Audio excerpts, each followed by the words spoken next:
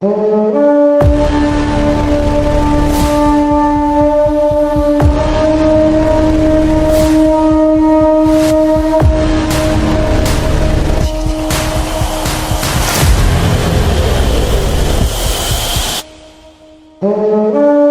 tahun dilecehkan tetangganya, pria berusia 66 tahun.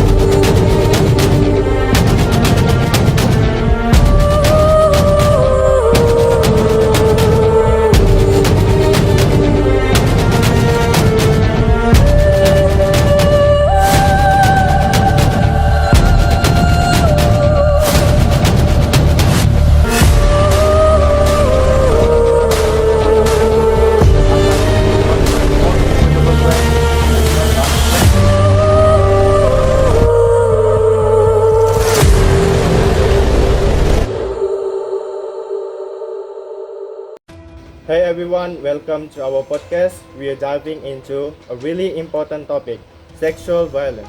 I know it's a heavy subject, but it's one that we need to discuss openly. Today, I'm lucky to be joined by 4 incredible guests who will help us break this down and explore different aspects of sexual violence. Let's start by introducing everyone. Irene Fajarsham, how are you doing today? Hey Ernest, I'm doing well, thanks. Really glad to be here and talk about this topic. That's great to hear.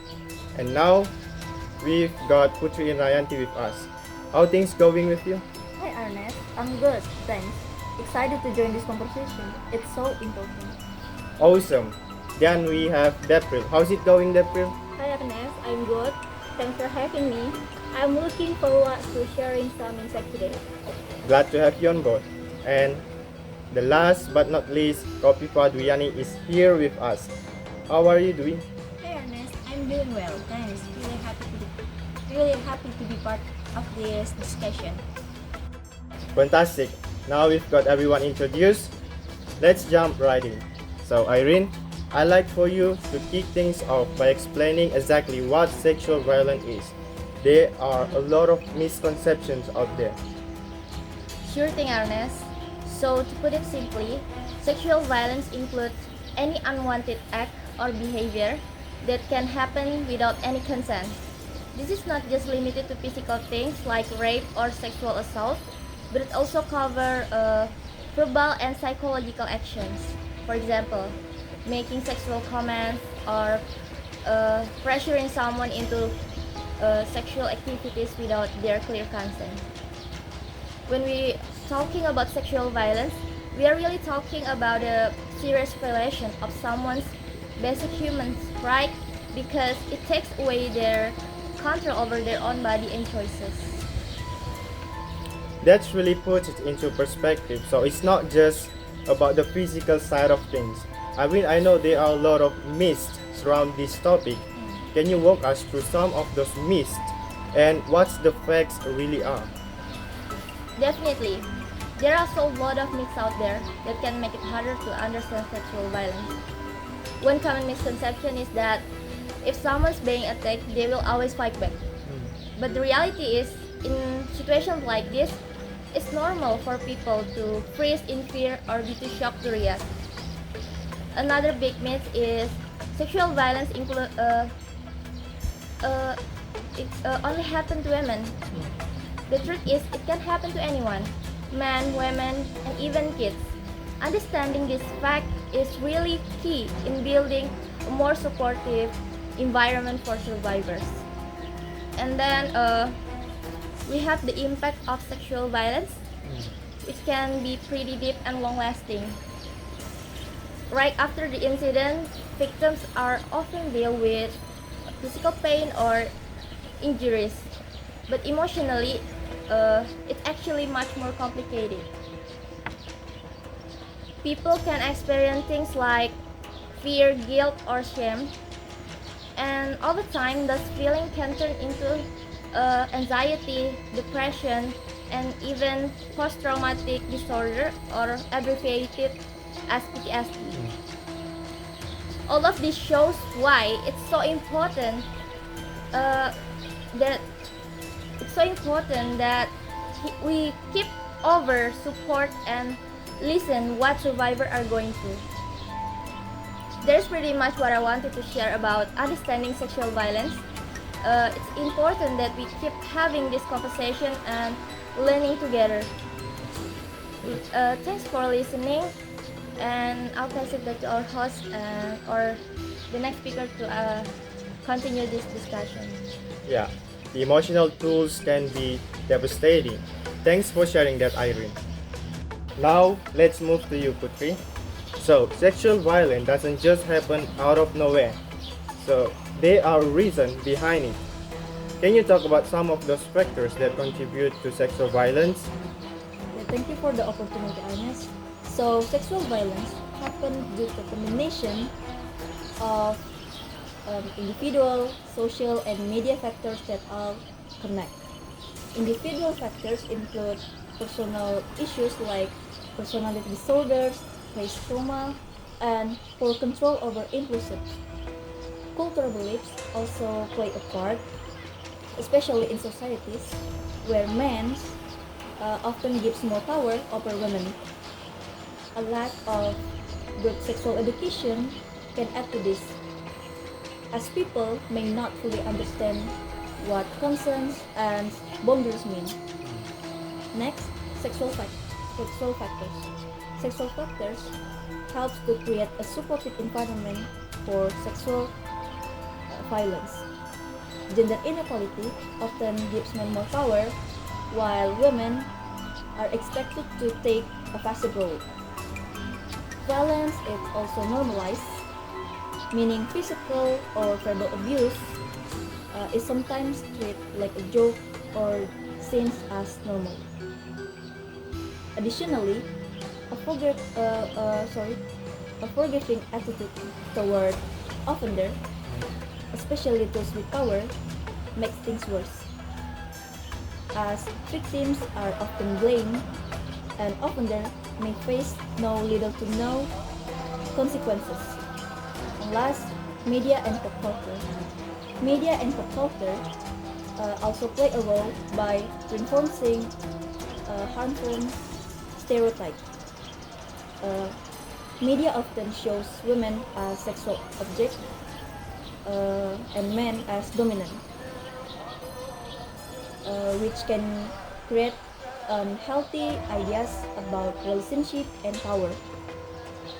The objectification of women and normalized violence in songs, movies, and apps influence how people think about and act toward sexual violence.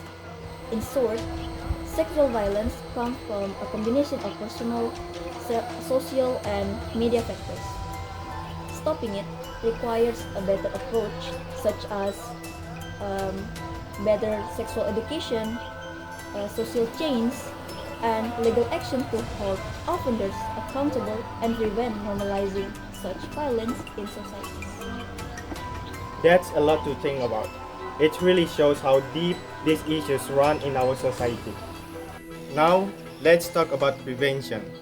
April, I know you got some thoughts on how we can actually prevent sexual violence. What are the most effective strategies?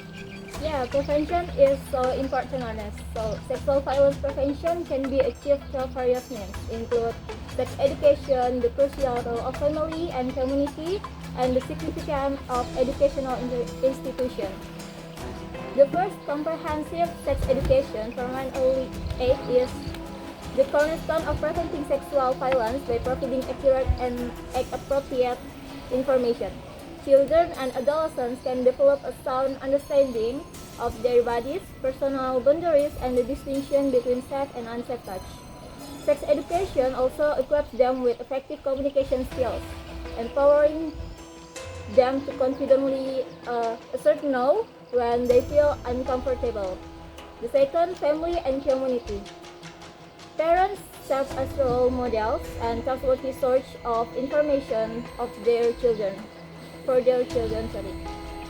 should cultivate open and comfortable space for discussions about sexuality. The broader community also bears the responsibility of fostering an environment free from stigma and discrimination related to sexuality. Through collaborative effort, family and community can establish robust protective network for children and adolescents. And the last, schools. where children spend a significant portion of their time, hold vital role in preventing sexual violence. School can implement comprehensive sex education programs involving teacher, counselor, and healthcare professionals. Additionally, school must create safe and inclusive environment where all students feel valued and protected.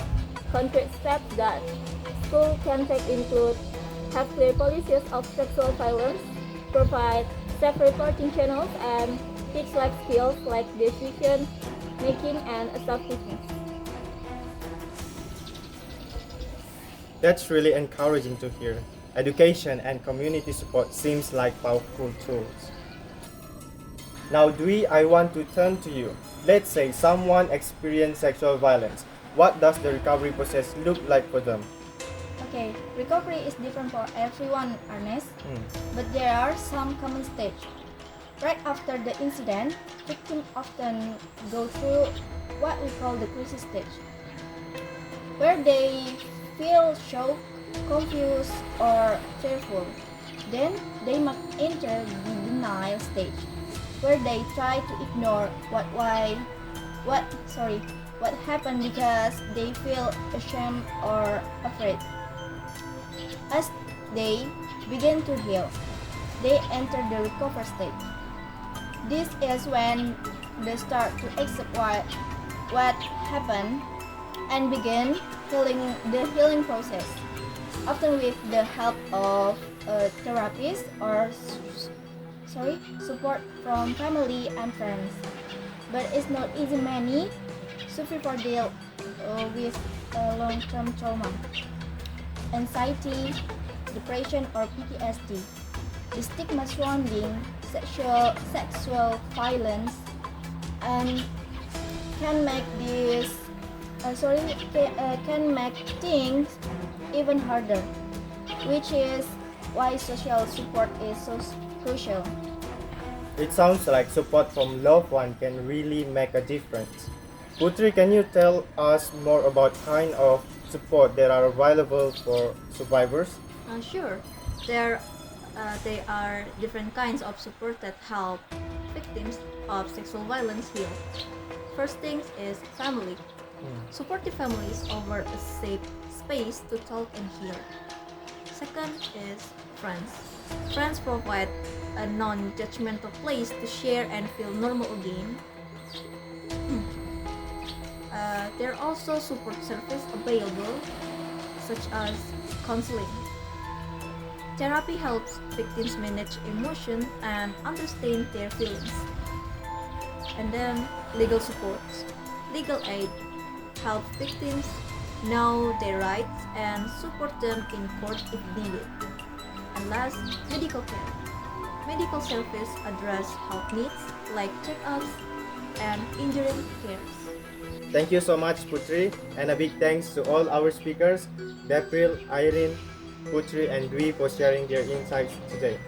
As we cover important topics, understanding sexual violence, debunking myths, exploring contributing factors, and learning about prevention, we also discussed the recovery journey for survivors and the vital support of support services. As we wrap up, if there's one key takeaway, is that sexual violence affects people of all ages and genders. It's more than a personal issue. It's deeply rooted in our society, culture, and media. But as we learned today, we can fight it through education, supportive communities, and commitment to change. It's also crucial to support survivors, offering them understanding and resources to heal. By challenging harmful myths, staying aware of risk factors, and working together to prevent sexual violence, we can create a safer world for everyone. Remember, change begins with each of us. Each conversation, each effort to understand, and each act of support makes a difference. If you or someone you know has been affected by sexual violence, please reach out. Resources are available to help. Thank you for listening, and remember, we all play a role in building safer communities. See you next time on the podcast. and stay safe.